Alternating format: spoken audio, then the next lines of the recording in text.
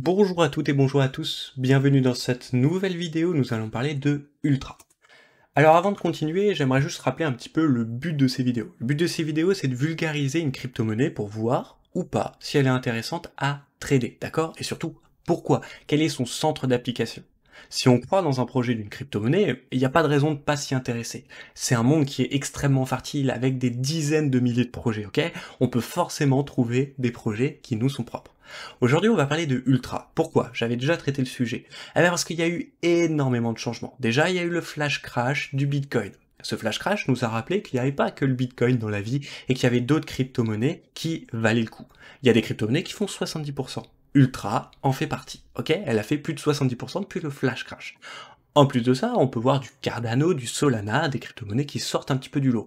On peut voir aussi celles qui larvent, c'est-à-dire qui ont des grosses capitalisations mais qui sont peut-être moins intéressantes aujourd'hui, mais qui peuvent redevenir intéressantes. Pourquoi? Parce qu'elles sont résistantes à ce flash crash. Elles ne suivent de moins en moins finalement notre ami le Bitcoin qui peut être considéré comme le roi. Alors Ultra, c'est un petit peu particulier parce que justement il y a eu énormément de projets et c'est ça qu'on va voir. Allez, c'est parti. Alors, on va répondre à la question qu'est-ce que c'est, à quelle problématique elle répond, et surtout quel service elle propose, parce que Ultra, c'est vraiment du service. Et ensuite, on répondra à la question est-ce qu'on peut suivre cette crypto-monnaie ou pas, et tout ça dans un format court. Alors c'est parti, la première problématique, je vais parler de deux jeux. Le premier, c'est Diablo 3. Alors je sais pas si vous avez déjà joué à Diablo 3, c'est un jeu qui a à peu près une douzaine d'années, d'accord, et qui a fait fureur. Mais ce jeu a subi énormément de rebondissements et un des premiers c'était l'hôtel des ventes en argent réel. Oui oui, vous rêvez pas. C'est un des premiers jeux qui avait mis ça en place. C'est-à-dire que vous aviez un objet rare, vous pouviez le vendre contre de l'argent. Certains objets s'échangeaient à quelques centimes, mais il y en a d'autres qui sont montés à 23 000 euros. Je vous jure que l'objet de l'item le plus cher que j'ai vu c'était 23 000 euros. C'était pour des jambières d'un set 6 pièces en plus, alors vous imaginez les thunes qu'il fallait mettre. Mais en plus de ça, il y a eu énormément de débordements, et c'est pour ça que Diablo 3 a arrêté de suivre un petit peu ça. Par exemple, vous aviez énormément de piratage. Moi, par exemple, j'étais pas un gros joueur, eh ben, je me suis fait pirater mon compte 3 fois, alors que j'avais pas d'items spécialement rares ou de choses. Mais alors j'imagine même pas ceux qui avaient des items rares dans leur portefeuille, enfin, sur leur compte, il fallait surtout pas qu'ils en parlent. Donc ça, c'est compliqué. Il y a d'autres jeux, un petit peu, comme Minecraft par exemple, d'accord, qui est un jeu qui est développé par une personne. Ce jeu, une personne qui développe un jeu ne peut pas penser à tout. Et donc il n'a pas forcément créé beaucoup d'échanges dans son jeu, il y a une simple petite fenêtre, et si vous êtes assez rapide pour une manipulation de boutons, en fait vous pouvez échanger au dernier moment vos items et valider l'échange. C'est pas très bienveillant, mais tous les gens ne sont pas bienveillants, ok? Si bien que vous pouviez vous faire arnaquer. Donc c'est le problème de ces jeux-là. Imaginez maintenant qu'on soit dans le monde des crypto-monnaies, c'est-à-dire que finalement chacun des objets que vous échangez soit protégé par une blockchain, si bien que vous pouviez suivre, ou vous pouvez suivre, les personnes avec qui vous échangez. S'il y a une arnaque, vous tirez la manche des administrateurs et vous leur dites eh ben mon coco, il se passe quelque chose, j'ai perdu mon item, c'est lui qui me l'a pris, regarde le NFT, est-ce qu'on pourrait pas revenir en arrière? Et l'administrateur, on pourrait imaginer qu'il revienne en arrière. Ça, c'est la première problématique que répond Ultra.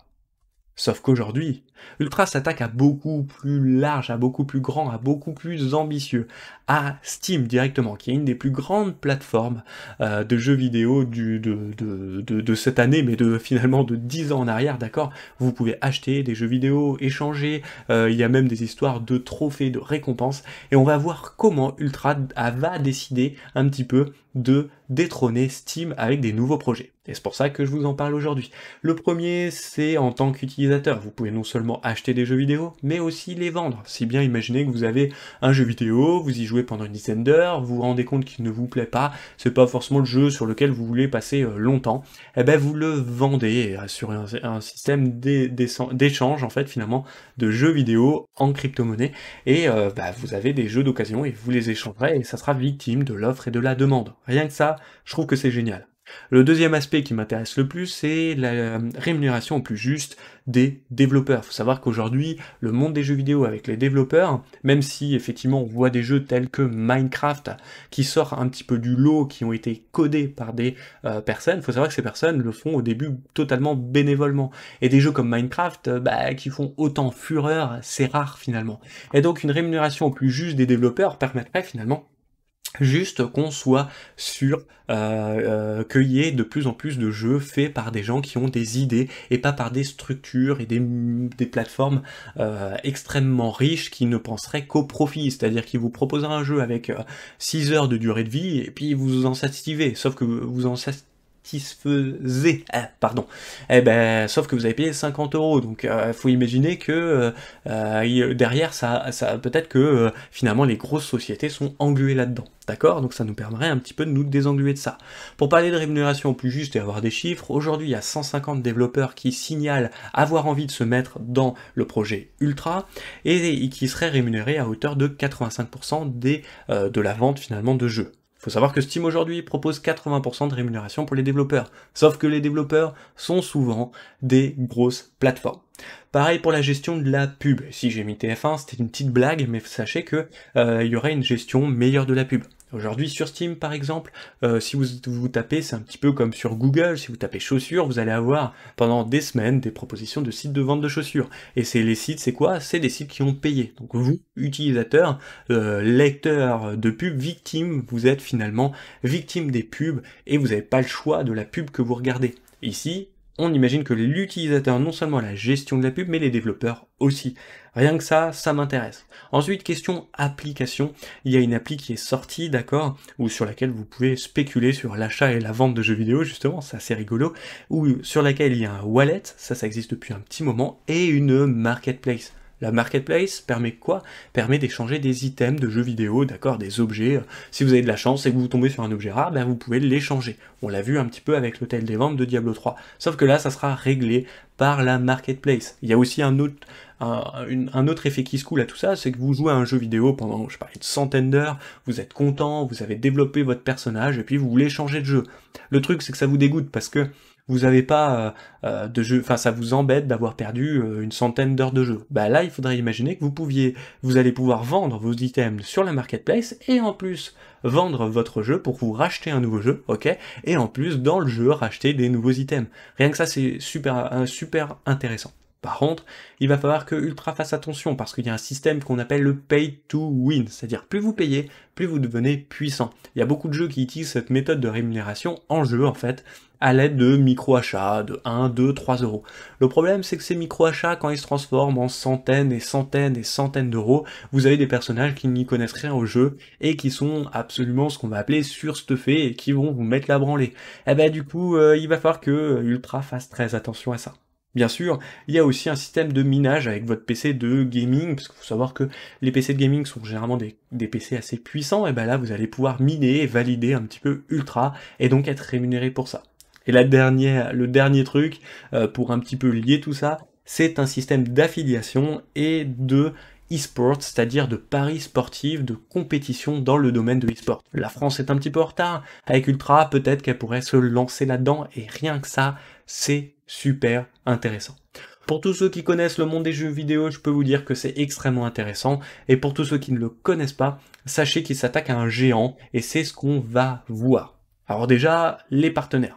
Les partenaires, pour en citer que 3, il y a AMD, Ubisoft, Atari, si vous connaissez. Le reste, il y a beaucoup de monde de crypto-monnaie, mais c'est normal, c'est une crypto-monnaie, donc ça paraît être totalement normal. Concernant la question, et mon analyse personnelle qui n'est pas du tout un conseil d'investissement, sur le court terme, j'ai enlevé une étoile. Pourquoi? Bah déjà, on a vu, enfin je vous l'ai expliqué tout à l'heure, et on le reverra graphiquement, c'est une crypto-monnaie qui est extrêmement résistante au flash crash. Un petit peu comme l'a été Engine Coin, qui m'intéresse tout particulièrement, ou Cardano ou Solana, qui sont aussi dans mon portefeuille aujourd'hui. Donc je n'ai enlevé que une étoile. Pourquoi? Bah, parce qu'elle elle est quand même dans une tendance, on va dire, journalière, baissière, il va falloir quand même faire attention. Sur le long terme, j'ai enlevé 2 étoiles. Pourquoi? Parce que le projet est ambitieux. S'attaquer à Steam, c'est quand même absolument hallucinant, ok? Et donc rien que pour ça, il va falloir qu'elle se sorte les doigts, entre guillemets, et c'est ce qu'elle est en train de faire en proposant tout ce qu'elle a à proposer. Nous voici sur leur site internet, c'est ultra.io, d'accord, vous pouvez vous inscrire et participer à la communauté. On va juste aller dans l'onglet compagnie, c'est là où vous pouvez trouver le livre blanc et c'est là où j'ai trouvé toutes les informations que je vous ai distillées. C'est assez simple, assez simple et assez simpliste, bien expliqué, avec des petits dessins. L'équipe de management, je vous laisserai regarder leur LinkedIn si vous voulez vous renseigner sur eux. Pareil pour l'équipe d'advisors, ok, qui sont quand même des géants un petit peu dans le monde des crypto-monnaies, mais pas que. Les partenaires, on en a suffisamment parlé. Voyons maintenant graphiquement en données hebdomadaires voir ce que ça donne. En données hebdomadaires, on peut voir que c'est une crypto qui date de septembre 2020 et qui a donc profité du pump de 2021. En données journalières, ce qu'on voit, c'est que j'ai affiché ici le dernier ATH, forcément, mais qu'aussi elle a forcément un petit peu été dégradée durant le flash crash du Bitcoin. Par contre, ce qu'on peut voir, c'est qu'il y a une résistance hebdomadaire qui m'intéresse tout particulièrement sur les 0,23, 0,25, 0,20, d'accord? Là, clairement, je vous le dis tout de suite, je rachèterai, et je vous montre pourquoi. C'est que si vous prenez, sans prendre le plus bas, hein, réalisé, d'accord, et que vous prenez les bougies, vous êtes déjà à plus de 75%. C'est quand même une crypto-monnaie qui a été extrêmement valorisée les derniers jours, depuis un petit peu l'arrêt du flash crash, et où on ne sait pas. Alors je ne sais, incapable de vous dire si ça va finir en bear market ou en bull market, ok, mais sans regarder, factuellement, on peut voir que c'est une crypto-monnaie qui, de ici à ici, fait déjà plus de, sans être trop gourmand, 50%, d'accord? Bon, ici 30%. Ok, allez, 30% si vous voulez, mais quoi qu'il arrive, c'est quand même extrêmement intéressant.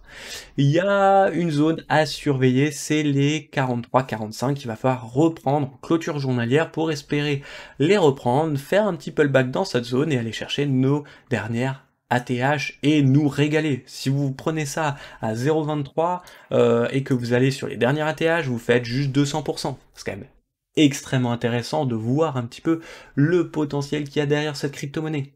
Alors forcément, si vous avez aimé cette vidéo, je vous invite à vous abonner. On se retrouve très rapidement pour une nouvelle vidéo. Prenez soin de vous et de votre capital. Allez, ciao!